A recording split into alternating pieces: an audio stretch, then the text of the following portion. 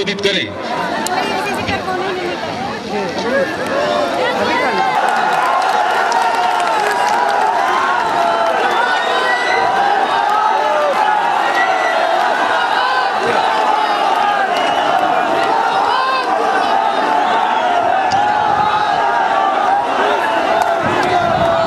संकल्प रैली की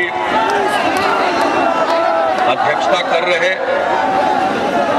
प्रदेश जनता दल यू के अध्यक्ष और माननीय सांसद आदरणीय वशिष्ठ नारायण सिंह जी,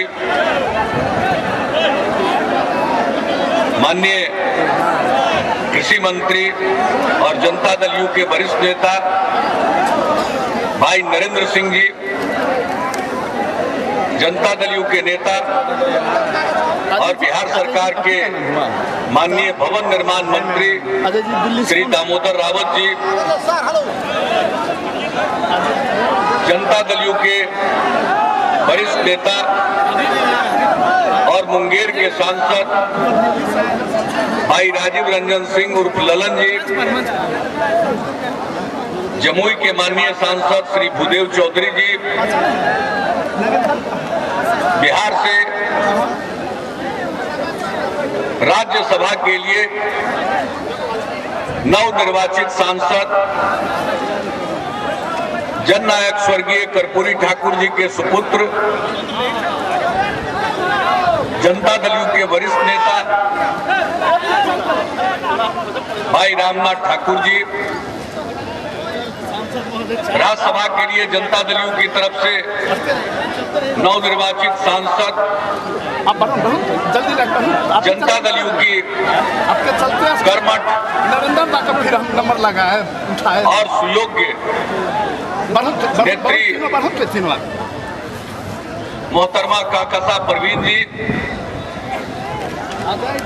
सिकंदरा के माननीय विधायक पूर्व मंत्री आदरणीय रामेश्वर पासवान जी,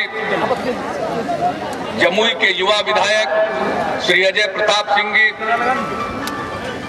चकाई के युवा विधायक श्री सुमित कुमार सिंह जी, मुंगेर जिले के तारापुर की माननीय विधायक श्रीमती नीता चौधरी जी, मुंगेर के माननीय विधायक श्री अनंत कुमार सत्यार्थी जी, जमालपुर के माननीय विधायक श्री शैलेश कुमार जी, शेखपुरा के माननीय विधायक श्री रणधीर कुमार सोनी जी, बरबीघा के माननीय विधायक श्री गजानंद शाही उर्फ मुन्ना शाही जी, मोकामा के माननीय विधायक श्री अनंत सिंह जी, बाढ़ के माननीय विधायक और जनता दल यू के नेता श्री ज्ञानेंद्र कुमार सिंह ज्ञानू जी, मंच के संचालक और विधान परिषद के माननीय सदस्य और विधान परिषद में सत्ता पक्ष के सचेतक भाई नीरज कुमार जी, जनता दल यू के प्रवक्ता और विधान परिषद के सदस्य श्री संजय सिंह जी, विभिन्न प्रकोष्ठों के सभी पदाधिकारीगण, जमुई, लखीसराय, शेखपुरा के यहाँ उपस्थित और मुंगेर के पार्टी के सभी हमारे पदाधिकारीगण, विभिन्न प्रकोष्ठों के प्रभारी और अन्य पदाधिकारीगण, सभी हमारे सक्रिय साथीगण, विभिन्न स्तर के यहाँ उपस्थित जनप्रतिनिधिगण,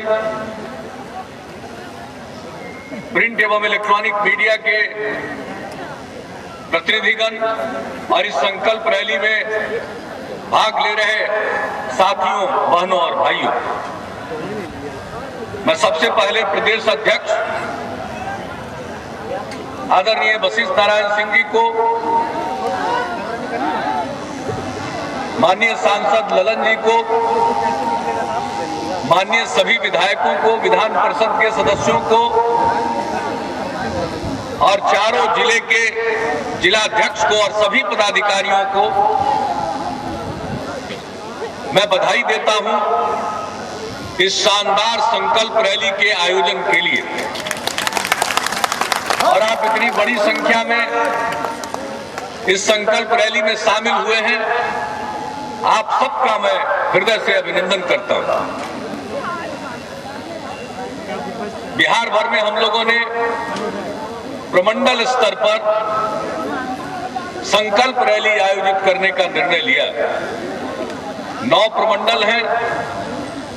3 प्रमंडल में हम लोगों ने 2 रैलियों के आयोजन करने का निर्णय लिया, यानी कुल 12 संकल्प रैली का निर्णय लिया गया। आज ये 9वीं रैली है। इसके बाद सहरसा में रैली होगी, फिर मुंगेर कमिश्नरी के उत्तरी हिस्से के लिए बेगूसराय में, और फिर पटना प्रमंडल के शाहाबाद इलाके को छोड़कर, चूंकि शाहाबाद इलाके में पड़ने वाले चारों जिले की संकल्प रैली का आयोजन मोहनिया में हो चुका है, तो आखिरी संकल्प रैली पटना में होगी। पटना सिटी के इलाके में दीदारगंज के पास। राजगीर में शिविर था हम लोगों का 28-29 अक्टूबर को 2013 को, और उसी में हम लोगों ने निर्णय लिया था कि हम संकल्प रैली का आयोजन करेंगे। हम लोगों ने जब से एनडीए से अलग होने का फैसला किया, उसी समय से लगातार हमारी पार्टी का जनसंपर्क चल रहा। विधानसभा क्षेत्रवार सम्मेलन हुआ, जिलावार सम्मेलन हुआ, और इसके बाद संकल्प रैलियों का सिलसिला शुरू हुआ, और बीच में पार्टी के 5000 चुने हुए प्रतिनिधियों का 2 दिवसीय शिविर हुआ, जिसमें हमने आगे के पार्टी के कार्यक्रमों की, बिहार के विकास के लिए और देश की राजनीति में हमारी क्या भूमिका होनी चाहिए, इन सभी विषयों पर विचार विमर्श करने के बाद निर्णय लिया। और उसी सिलसिले में आज लखीसराय में मुंगेर प्रमंडल के दक्षिणी हिस्से की रैली हो रही है, और आप सब यहां पर आए। हम लोगों ने फैसला लिया भारतीय जनता पार्टी से अलग होने का। लंबे काल तक भारतीय जनता पार्टी के साथ हमारा गठबंधन था, लेकिन हमारा जो भी गठबंधन हुआ था उसमें कुछ बुनियादी शर्त थी। हम लोगों ने साफ कहा था कि न विवादित मुद्दों को उठाया जाएगा, न विवादित व्यक्तियों को सामने लाया जाएगा। भारतीय जनता पार्टी जब तक उस पर अमल करती रही, हमें कोई समस्या नहीं। बिहार में सरकार भी चल रही थी, हम अपने नीतियों और कार्यक्रमों को लागू कर रहे हैं। लेकिन जब केंद्र के स्तर पर हम लोगों ने देख लिया यह भारतीय जनता पार्टी का इरादा कुछ और है, तो हम लोगों ने पहले ही उनको आगाह कर दिया कि भाई हम इस चीज को बर्दाश्त नहीं करेंगे। ये देश बहुभाषी है, बहुधर्मी है, लोगों की अपनी भावनाएं हैं। देश का नेतृत्व वही कर सकता है जो देश की विविधताओं को समझे, देश की विविधताओं का सम्मान करे, सबको साथ लेकर चलने की जिसमें क्षमता हो। चाहे हिंदू हो या मुसलमान, सिख हो या ईसाई, जैन हो या पारसी या बौद्ध धर्मावलंबी या किसी धर्म मजहब को मानने वाले लोग, सबको साथ लेकर चलने वाला होना चाहिए। सबकी भावनाओं का कदर करने वाला होना चाहिए। किसी की उपेक्षा करने वाला नहीं होना चाहिए। समाज को जो इस प्रकार से समाज के सभी समुदायों को साथ लेकर चलेगा, वही इस देश को एक रख सकता है। मजबूत नेता बड़ी बड़ी बात करने से नहीं होता, सबसे बड़ी बात है काम क्या करना। तो नेता ऐसा होना चाहिए जो सबको साथ लेकर चले। नेता ऐसा होना चाहिए कि जिसका विकास के प्रति सही नजरिया हो। विकसित इलाकों के विकास से काम नहीं चलेगा। देश का जो हिस्सा पीछे रह गया है, बिहार जैसा जो पिछड़ा राज्य है, उसको आगे बढ़ाने का नजरिया होना चाहिए। जो इलाका पहले से बढ़ा हुआ है उसको बढ़ाने में कोई खासियत नहीं है, लेकिन जो इलाका पीछे रह गया है उसको राष्ट्रीय औसत तक पहुंचाने का दृष्टिकोण होना चाहिए। हम लोगों ने शुरू से ही कहा कि साथ लेकर चलने का नजरिया, देश के पिछड़े इलाकों को आगे बढ़ाने का नजरिया, दृष्टिकोण, सोच, पिछड़े समूहों के विकास का नजरिया, नेतृत्व उसी को करना चाहिए जिसके पास यह दृष्टिकोण नहीं है। हमने साफ कह दिया, हमें आश्वासन दिया गया था भारतीय जनता पार्टी के नेतृत्व के द्वारा कि ऐसा ही होगा, हम अपनी लीक से नहीं हटेंगे। लेकिन हालात बदलते गए, रोज रोज ये दिखाई पड़ने लगा कि अब हम लोगों के लिए मुश्किल है। हम लोगों ने अंतिम बार चेतावनी दे दी थी, लेकिन हमारे चेतावनी को नजरअंदाज किया गया। देश में कांग्रेस के खिलाफ माहौल था, आज भी माहौल है। लोग महंगाई से उबे हुए हैं, भ्रष्टाचार से परेशान हैं। रोज नए नए किस्से उजागर हो रहे थे। कोई धरती बेच रहा था, कोई आसमान बेच रहा था, कोई धरती के अंदर खदान बेच रहा था। चारों तरफ घपले और घोटालों की कहानी सामने आ रही थी। पूरा देश आक्रोश में था और जनता दल यू की पहल पर हमारे अध्यक्ष शरद यादव, सिर्फ एनडीए ने नहीं, वाम मोर्चा के दलों ने भी साथ दिया, अन्य दलों ने भी साथ दिया। महंगाई और भ्रष्टाचार के खिलाफ दो बार भारत बंद सफल हुआ। देश का जो मिजाज था कांग्रेस के खिलाफ, केंद्र में यूपीए की सरकार से जो नाराजगी थी वो प्रकट हो रही थी। भारतीय जनता पार्टी के मन में लालच आया कि आज कांग्रेस के खिलाफ माहौल है, क्यों न हम अकेले जो चाहे वो कर लें। यहीं से सब कुछ बिगड़ना शुरू हुआ। ये हम पर आरोप लगाते रहे जब अलग हुए हम लोग कि हमने विश्वासघात किया। हमने तो विश्वासघात नहीं किया। हमने तो 17 साल पहले जो बात कही थी आप मान गए थे। हमने 1.5 साल पहले जो बात कही आगाह कर दिया, और पिछले साल अप्रैल में हमारे पार्टी का राष्ट्रीय सम्मेलन हुआ, फिर नेताओं को आगाह कर दिया। लेकिन आपने नजरअंदाज किया। आपने भरोसा दिलाया था कि ऐसा कुछ नहीं होगा, लेकिन आपने वही किया जिसको नहीं करने का आपने वादा किया था। यानी देश को फिर आप बांटने की दिशा में ले जा रहे हैं, समाज को बांटने की दिशा में ले जा रहे हैं। हम लोगों के साथ विश्वासघात हुआ, हमने विश्वासघात नहीं किया। भाजपा ने हम लोगों के साथ विश्वासघात किया, इसलिए हम लोगों ने फैसला लिया। हमको मालूम है बिहार में सरकार आराम से चल रही थी।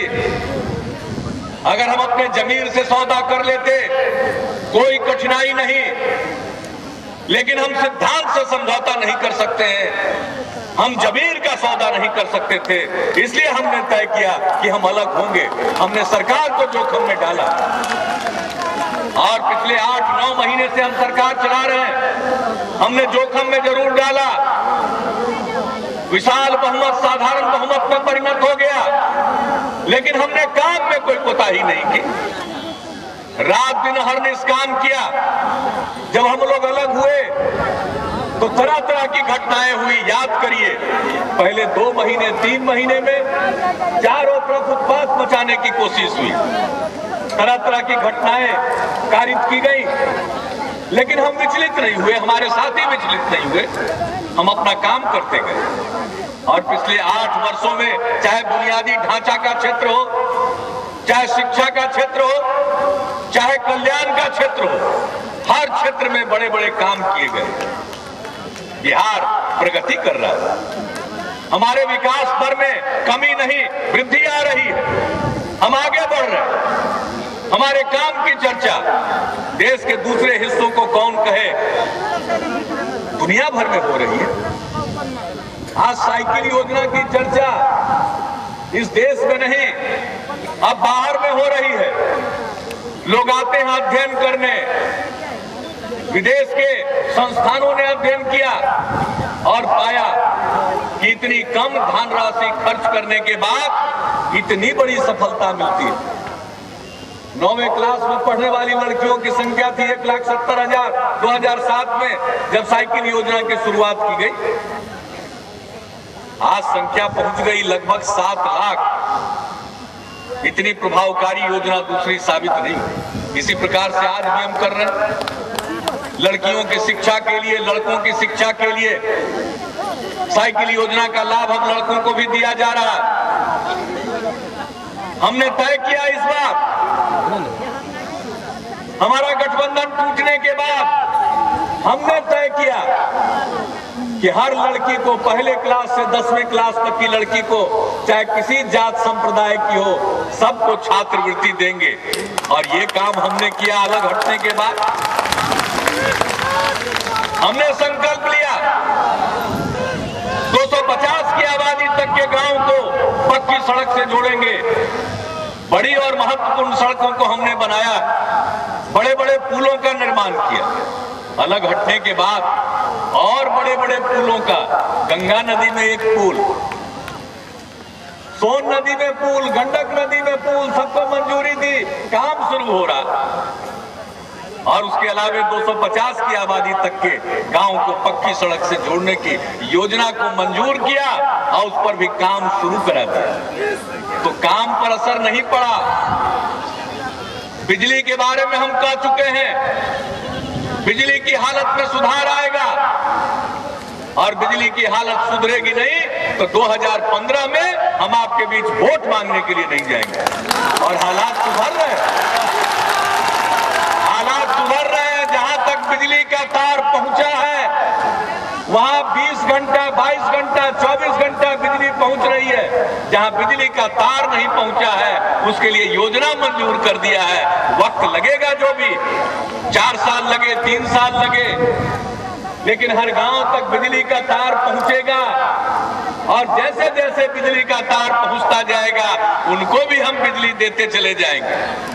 हमारा ये संकल्प, हम जो बोलते हैं उसको करते हैं। हमारी आदत नहीं है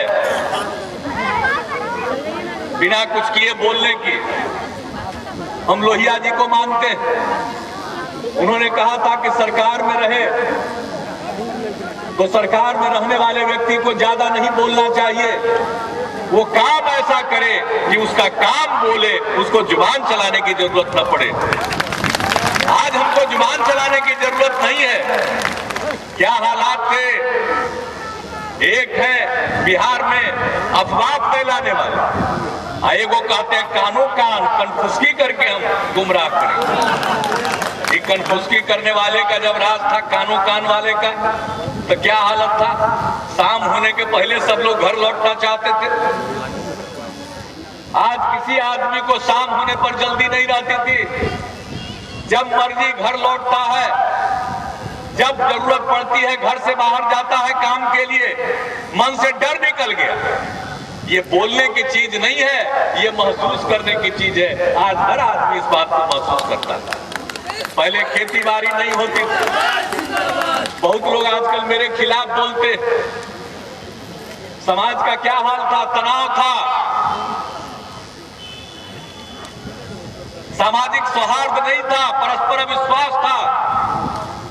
बिहार की चर्चा होती थी बिहार के बाहर आए दिन, या तो नरसंहार के कारण या फिरौती के लिए अपहरण होता था उसके कारण। आज बिहार की चर्चा होती है बिहार के बाहर महिलाओं को आधा आधी अधिकार दिया गया, इसके चलते बिहार के बाहर बिहार की चर्चा होती है। साइकिल योजना के लिए चर्चा होती है। आज धान के उत्पादन में बिहार के किसानों ने दुनिया का रिकॉर्ड तोड़ दिया, इसके लिए बिहार की चर्चा होती है। फिर गेहूं के उत्पादन में देश का रिकॉर्ड तोड़ दिया उत्पादकता में। फिर भारत सरकार कृषि कर्मण पुरस्कार देने जा रही है 10 फरवरी को। आदरणीय राष्ट्रपति जी बिहार को कृषि कर्मण पुरस्कार देंगे। 1 करोड़ रुपए का पुरस्कार। राशि महत्वपूर्ण नहीं है, मान्यता महत्वपूर्ण है। ये बिहार के किसानों का सम्मान है। ये काम हुआ। बिहार उत्पादकता में सबसे नीचे था। मुझे आज भी याद है प्रधानमंत्री जी के ऑफिस में, उनके घर वाले कार्यालय में एक मीटिंग हो रही थी अनेक राज्यों के मुख्यमंत्री। कृषि के बारे में बताया जा रहा था और बताया गया, हमारी हाल ही में सरकार बनी थी उस समय, कि धान गेहूं के उत्पादकता के मामले में बिहार सबसे नीचे है। हमने मुस्कुरा कर कहा था ये हालत ज्यादा दिन नहीं रहेंगे, और आज खुशी है कि धान के उत्पादकता पर भी मिलता है कृषि कर्मण पुरस्कार, और अब गेहूं के उत्पादकता पर भी मिलने जा रहा है। तो जब ये कानो कान वाले की सरकार थी तो क्या हो रहा था? धान और गेहूं में नीचे खेत परती रहती थी उस समय का मध्य बिहार। आज पता कर लीजिए कितने जगहों पर फसलें लहलहा रही हैं। अब जमीन परती नहीं रहती है। एक गांव का आदमी दूसरे गांव में जा नहीं पाता था। आज वो हालात नहीं है। कुछ लोग मेरे खिलाफ बोलते। मैं पूछना चाहता हूं, हमने समाज में तनाव मिटाया है, क्या ये मेरा अपराध है? अगर ये अपराध है तो हम कोई भी सजा भुगतने को तैयार है, और अगर अपराध नहीं है तो ये अफवाह मास्टर लोगों से सावधान रहिएगा। ये कानो कान वालों से सावधान रहिएगा। अफवाह मास्टर का क्या कहिएगा? ये अफवाह फैलाने में निपुण है। एक दिन अचानक नमक गायब हो गया। अभी हाल ही ना गायब हुआ। हम काम में फंसे हुए थे, दोपहरिया में कोई बताया कि जोर का अफवाह हुआ है कि नमक गायब हो गया। अच्छा नमक गायब हो गया, अभी ठीक करते हैं। सारा अमला को लगाया, पूरे अधिकारियों को, पुलिस वालों को, कि एक एक दुकान के सामने खड़ा हो जाओ। शाम तक नमक फिर आ गया। अरे ये अफवाह फैलाने की जो मशीन है उसका परीक्षण कर रहा था कि काम करता है कि नहीं करता। आपको मालूम है ना, कुछ साल पहले गणेश जी को एक दिन दूध पिला दिया। शहर में एक दिन दूध पी लिए और उसका अगला दिन गांव में दूध पीने लगे। तो ऐसे अफवाहबाजों से भी सावधान रहना। आजकल अफवाह क्या फैलाता है जानते हैं? देख लिया कि इतना बड़ा जन समर्थन है गांव में, देहात में, तो कहता है कि अरे विधानसभा में तो बिहार सरकार में तो नीतीश जी ठीके हैं, उसमें तो हम लोग भी देंगे, लेकिन दिल्ली में इनका क्या है? जरा सचेत हो जाइएगा, ये बड़ा खतरनाक अफवाह है। अगर दिल्ली वाले चुनाव में, लोकसभा वाले चुनाव में हमको वोट नहीं दीजिएगा तो हमको बिहार में रहने कौन देगा? दिल्ली के चुनाव का नतीजा अगर गड़बड़ाया तो 10 दिन हमको बिहार में रहने नहीं देगा। इसलिए सचेत हो जाइए, ये अफवाह है, आपको गुमराह करने के लिए फैलाया जाता है, और काम जो करेगा उसको वोट नहीं मिलेगा। आजकल सर्वे होता है, बहुत प्रायोजित सर्वे, खर्चा करके सर्वे होता है। उसमें कहता है, एक सर्वे आया, कहा कि भाई हमारी लोकप्रियता बहुत अच्छी है बिहार में, 63% लोग हमको पसंद करते हैं। अब 55% लोग कह रहे हैं कि दोबारा इनको फिर लावे, लेकिन लोकसभा के चुनाव में इनको सीट मिलेगा 7। कहीं ऐसा सुना? मैंने काम से संतुष्ट है हमारे, लेकिन हमको वोट नहीं देगा। वोट देगा उसको जो कोई काम नहीं करता, जो काम करने वाला, तनाव मिटाने वाला, समाज में सद्भाव कायम रखने वाला, सिद्धांत के लिए कुर्बानी देने वाला, रात दिन मेहनत करने वाला, बिहार की प्रतिष्ठा बढ़ाने वाला। इस इलाके के लोग भी बिहार के बाहर जाते थे, बिहार के लोग बिहार के बाहर जाते थे, अपनी पहचान छिपाते थे, लज्जा आती थी, बिहारियों को लोग हे दृष्टि से देखते थे। जैसे ही बिहारी को देखा कुछ न कुछ मजाक जरूर आता था। आज हालात बदल गए। पहले क्या होता था, यूपी से लोग चलते थे जब तक सड़क ठीक रहती थी, और जैसे ही सड़क खराब होती थी लोग कहते थे अब बिहार आ गया। अब वो बात बदल गई। बिहार से अलग हुआ झारखंड, वही कहानी शुरू हो गया कि झारखंड में सड़क ठीक, बिहार में गड़बड़। अब वो बात बदल गई।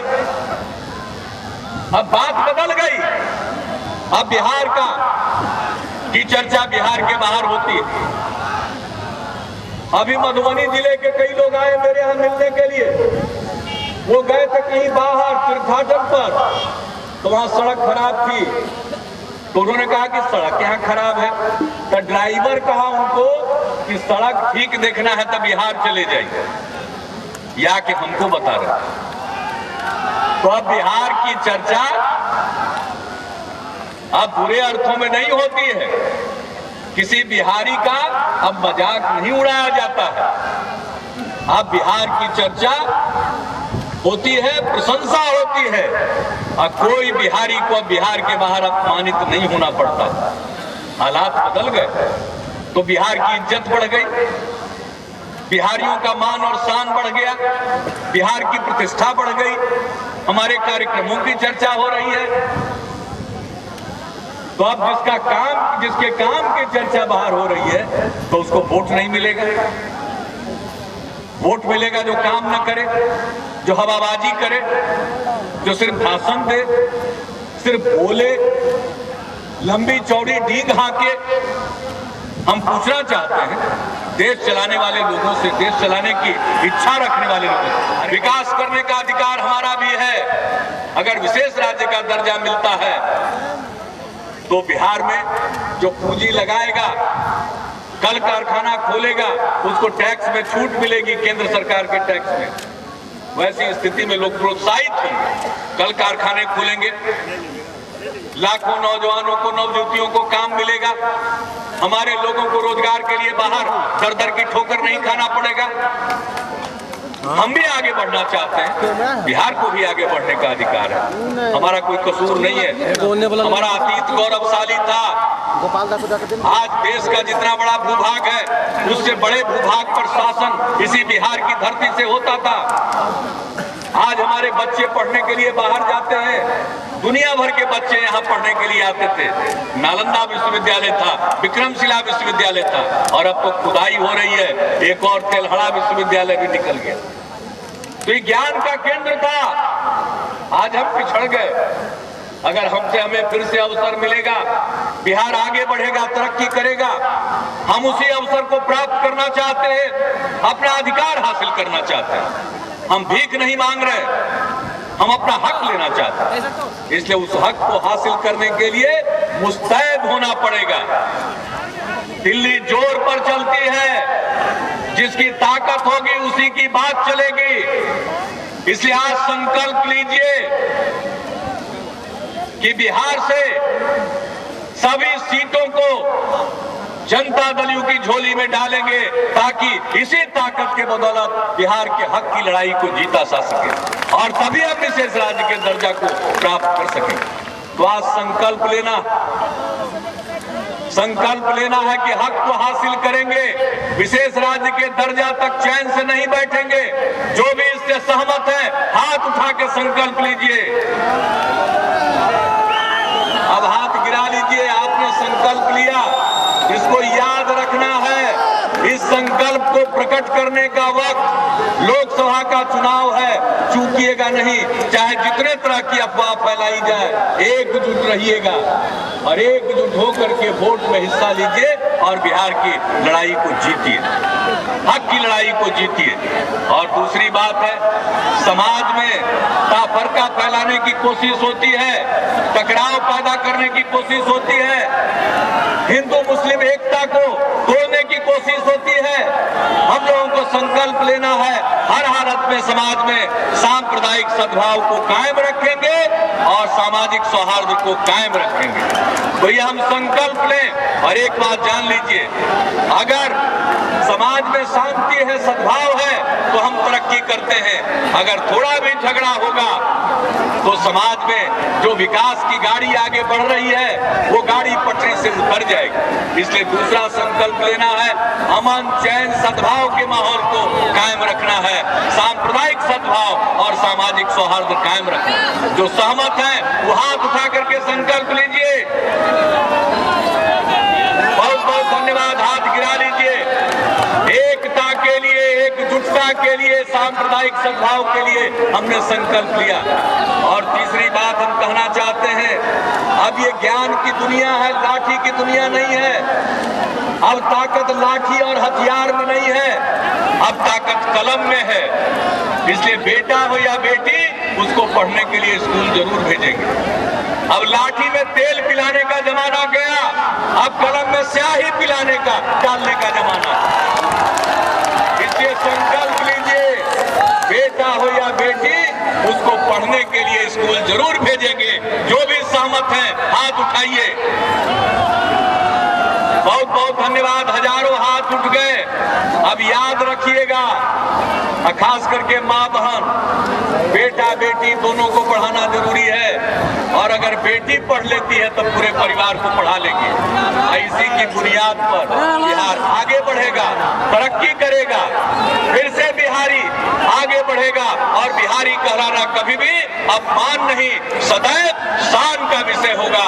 आइए मिलकर के हम मजबूत बिहार बनाएं, खुशहाल बिहार बनाएं, खूबसूरत बिहार बनाएं और देश की तरक्की में अपना योगदान दें। तो आज के इस संकल्प रैली में आपने संकल्प व्यक्त किया और इतनी भारी संख्या में आप उपस्थित हुए, इसके लिए आपको कोटि सा धन्यवाद। और अभी से लेकर के चुनाव तक हर क्षण सजग रहिए, कोई कुछ बोले अपने जगह पर अडिग रहिए और एकजुट होकर के बिहार की मजबूती के लिए आप आगे वोट में हिस्सा लीजिएगा। इन्हीं शब्दों के साथ आप सबको धन्यवाद देते हुए अपनी बात को समाप्त करता हूँ।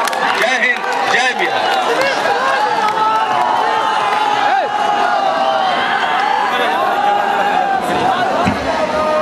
अब हम अनुरोध करना चाहेंगे राष्ट्रपति पांडे जी से वो धन्यवाद ज्ञापन की कार्रवाई सुनिश्चित